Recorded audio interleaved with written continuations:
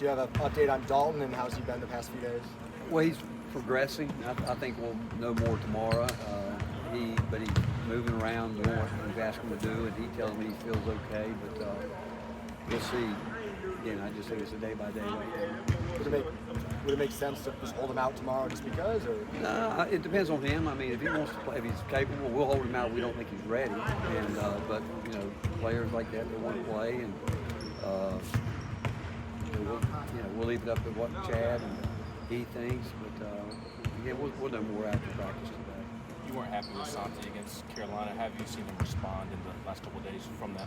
Well, like you would expect him to. You know, he wasn't happy with himself either, and you know, he's had a lot on him lately. I mean, first of all, academically, it's the hardest semester he's had since he's been here, and then we forget that he also had to take a long trip back to Uruguay before we got to go to Maui, and but you know, he's a pro with the way he goes about everything, and again, he wasn't happy himself, which I would expect from him. What went into Tobe playing the last couple of days in Hawaii and then having to be out last week? Well, he hurt his ankle. Again, in practice or in Hawaii? In Hawaii, and he's been out since then. He was full go yesterday, and if things stay like it is, he's cleared, and he had a good day yesterday, and we expect him to do it today. Even going back to the preseason, it feels like y'all haven't been at full strength much. Just how hard is that with trying to get where you think this team's capable of going? Well, it's different, but I look at it the other way. It's giving other guys a chance to get some minutes that we know we're going to need them all at some point in time. But obviously, we like to have everybody, and we haven't had everybody at their best yet, and everybody with the different injuries that we've worked through. But again, we're just now getting into December. Our schedule's been extremely difficult, obviously, when you think about it. But I was disappointed because we felt we should have won up. We should be undefeated, but we're not. And so you are who you are. But with that said, every night we go out, we're going to have a real test tomorrow night.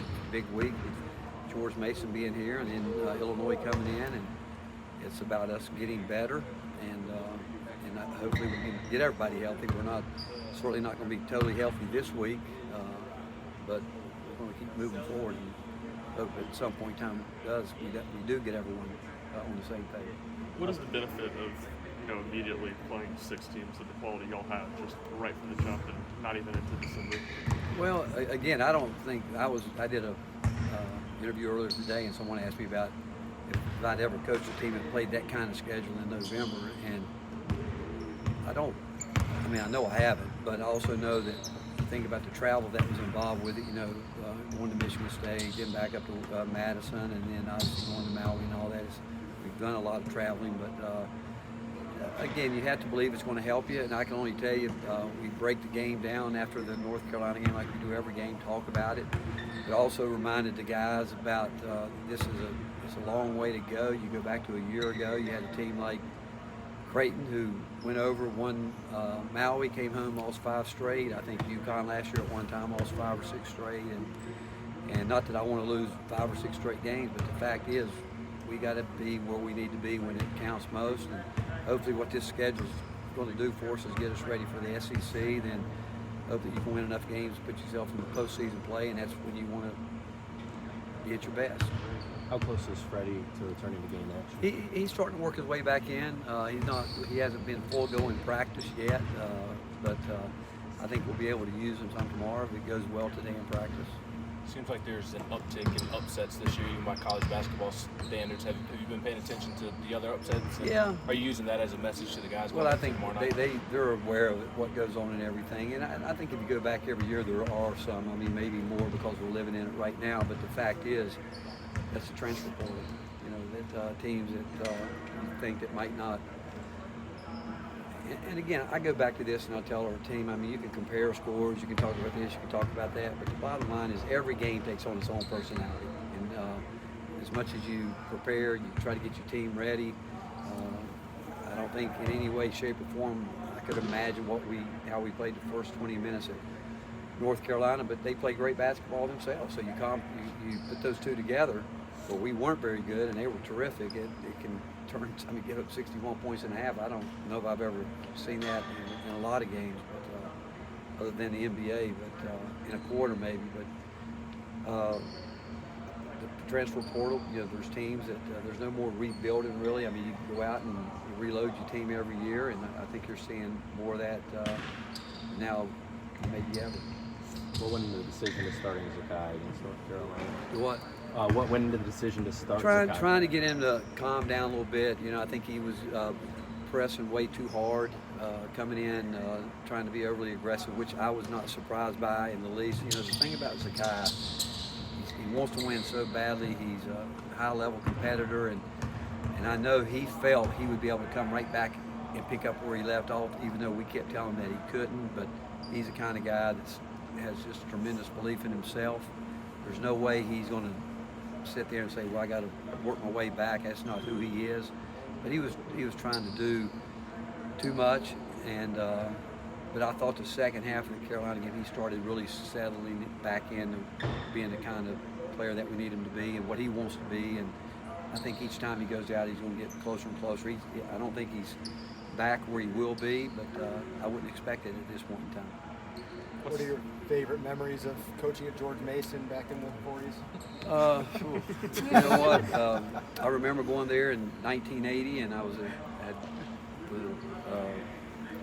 part-time assistant at Davidson College, and I got the call, and the first thing I did, I got out the college blue book to look up where it was, and I was surprised that they had 18,000 students, but I didn't know until I got there that they only had like 500 living on campus. And it was considered the fastest growing university in the country at the time, and I was the first full-time assistant coach they had ever hired in any sport there, and Joe Harrington, who hired me and gave me the opportunity, was the first full-time head coach they ever had, and he told me this, and it was truly a great statement. He said, you're going to learn more in the time here because we're going to have to build a program from the ground floor up. And I go back, he was right. And then I stayed 5 years, and through that time, being in D.C., got to meet a lot of people. Back then, it still is a hotbed for recruiting. And I met Mike Krzyzewski, ended up interviewing for a job with him. Bill Foster was at Clemson, interviewed for a job there. Went to Sanderson, obviously went to work there for a little bit, but being there was an area that opened up contacts that I don't think I could imagine at the time, but in itself, watching the university grow to what it is today, and it's a special place to me. It always will be. Both my kids were born while we were living in Fairfax and Georgetown Hospital, but some dear friends. I have one of my former players here, and I guess to answer your question, he's 60 years old, so it tells you something. What stands out about this George Mason team? Again, I think they play a really good offensive team. They change their defenses. They're shooting. I think the three maybe better than they thought they would. They're shooting the ball really well, but I still think they're more of an inside-out team. A team that they know what they're looking for, and they're going to try to keep you off balance as much as they can on the offensive end. Coach, guys like Santi and Josiah and now Dalton, I don't want to say as they go, the team goes, but when you find that the other players rally around them, especially when they're playing well? Well, I think people rally around your whole team when you go back when you're making shots. I've said it makes it all look good, obviously, which we've just found that out. But the fact is, over the course of time, again, I think it's always going to get down to discipline. I think it's going to get down to consistency, and I think that would be the two things that we've got to continue to get better at every day. We've got to be highly disciplined in terms of the details that go into winning, but and then the word is, what can we expect from people every night? It's consistency. What's key for Jonas to keep building on what he's done so far this season? That he just continues to understand how important he is to us, and he can give us a component that we desperately need. I think anytime you can throw the ball inside, and Jonas is he's a really good basketball player. I don't even think he has even scratched the surface of what he can be. He knows how to pass it. He can shoot it.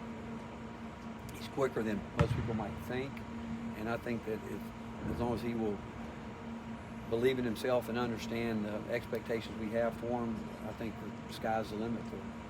Thank you, Coach. Thank you.